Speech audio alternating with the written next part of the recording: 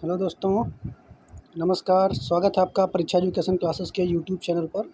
देखिए, वैकेंसी आई हुई है एक एएआई जूनियर एग्जीक्यूटिव रिक्रूटमेंट, जो कि 2022 में आई हुई है। वास्तव में ये जो पोस्ट है, तो ये पोस्ट एक तरीके से अगर देखा जाए तो ये पोस्ट किसके संदर्भ में है, तो ये ट्रैफिक पुलिस के तरीके से है एयरपोर्ट पे। ठीक है, जैसे अगर इसके काम आपको बता दें कि इसका काम क्या है, तो जैसे विमान में आप देखेंगे तो किस विमान को कौन उसका भी अपना एक एरिया होता है। ठीक है, उसका भी अपना आसमान में भी अपना एक एरिया होता है, उसका अपना रूट होता है।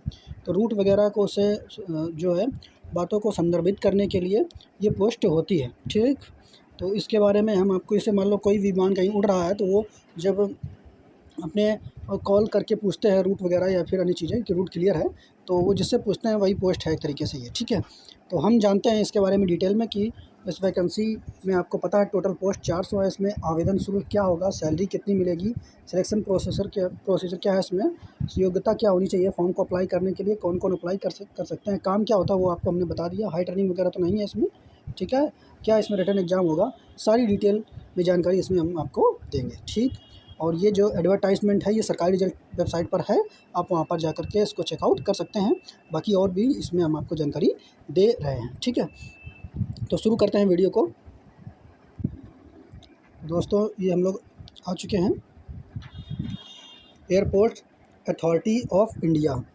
ठीक, AI junior executive recruitment Airport Authority of India has invite online form recruitment of junior executive post in air traffic control. ठीक है, पोस्ट कौन सी है, air traffic control. Eligible candidate में be fill junior executive application form for 400 post. ठीक है, तो ये इसके बारे में डिटेल में जानकारी अब हम लोग देखेंगे।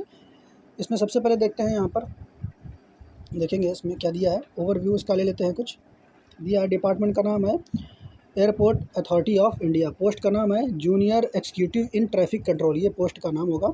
आगे टोटल पोस्ट कितनी है, तो 400 पोस्ट है इसमें। एडवर्टाइज नंबर ये 2022 है। ठीक है, इसकी सैलरी जो यहाँ पर अगर आप देखेंगे तो 40,000 से लेकर के और 1,40,000 तक यहाँ पर हो सकती है। अप्लाई की डेट जो है स्टार्टिंग की वो 15/6 से है, जबकि लास्ट डेट जो है वो 14/7/2022 है। ऑफिशियल वेबसाइट पर जा कर के इसमें चेकआउट कर सकते हैं। इसकी ऑफिशियल वेबसाइट www.aai.aero, ठीक है, एरो ये करके है, आप यहाँ चेकआउट कर सकते हैं।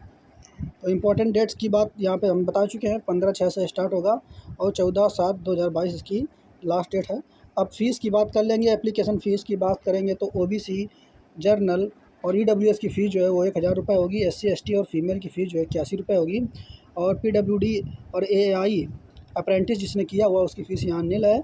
और पेमेंट जो है वो ऑनलाइन मेथड से ही आप अप्लाई पेमेंट करवा सकते हैं। पोस्ट की बात करेंगे इसमें टोटल पोस्ट की, तो अनरिजर्व की 163 पोस्ट है, ईडब्ल्यूएस की 40 पोस्ट है, ओबीसी की 108 पोस्ट हैं, एससी की 59 है और एसटी की 30 पोस्ट है और पीडब्ल्यूडी, ठीक है, 4 पोस्ट है। टोटल अगर जोड़ेंगे तो 400 पोस्ट यहाँ पर हो जाएंगी।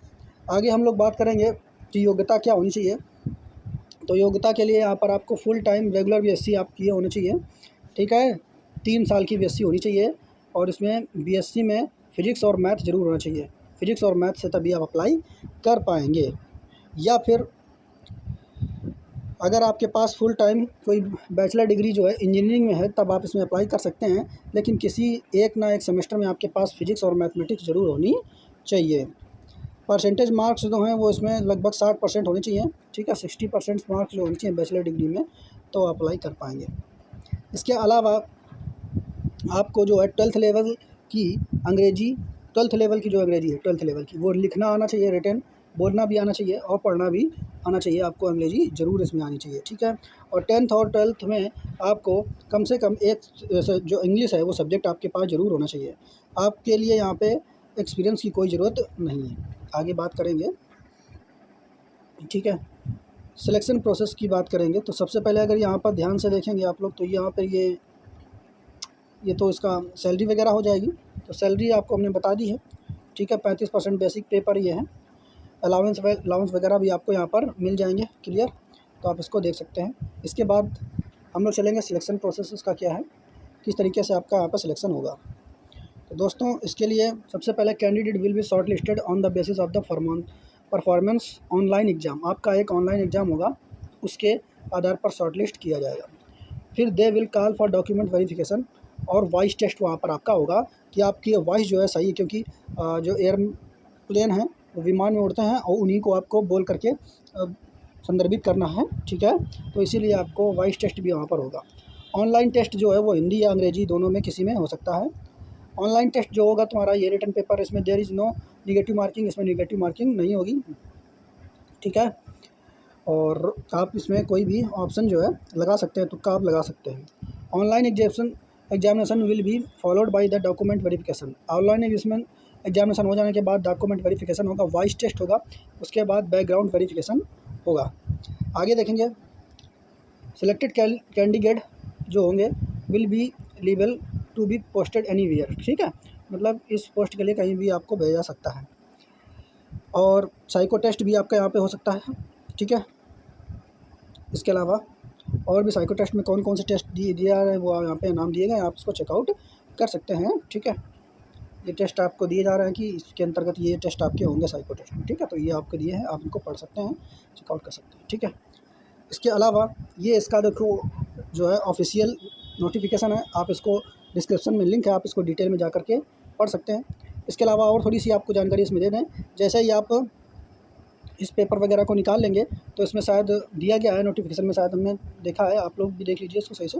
इसमें लगभग कुछ रुपए आपसे जमा कराया जाएगा और 3 साल के बाद वो सिक्योरिटी मनी होगी, फिर आपको वो वापस कर देंगे, ठीक है। तो ये पूरी आप जानकारी लेने के बाद ही फिर ही आप इस फॉर्म को अप्लाई करिए, ठीक। उम्मीद है इसके बारे में आपको जानकारी सही लगी होगी। और भी कोई अगर आपको डाउट रहता है तो आप इसमें कमेंट कर सकते हैं। बहुत बहुत धन्यवाद दोस्तों, जय हिंद।